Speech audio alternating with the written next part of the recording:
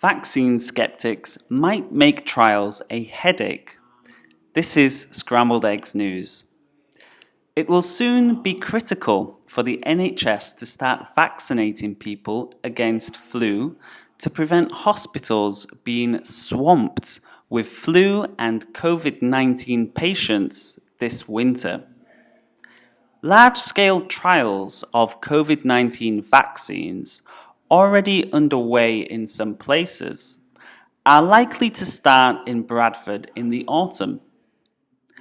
It's therefore worrying, says Dr. John Wright of the city's Royal Infirmary, that anti-vax conspiracy theories seem to have flourished in this pandemic. The numbers of hospital patients continue to slowly decline in the UK, almost down to single figures this week. There is great relief in Bradford Hospital, tempered by the inevitability of a further spike of infection.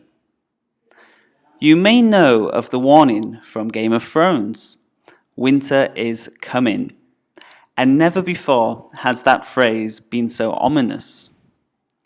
The prediction of a second wave of COVID-19 in January, with the added layer of an influenza epidemic, is John Wright's worst fear.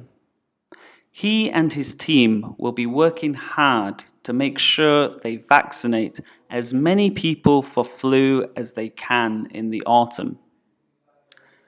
The race for an effective COVID-19 vaccine continues at pace.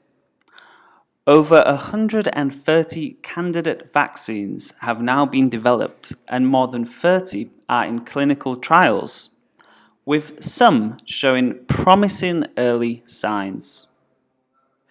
The Bradford Institute of Health Research is one of just 5 national centres for patient recruitment to clinical trials, and the staff have lots of expertise with testing new drugs.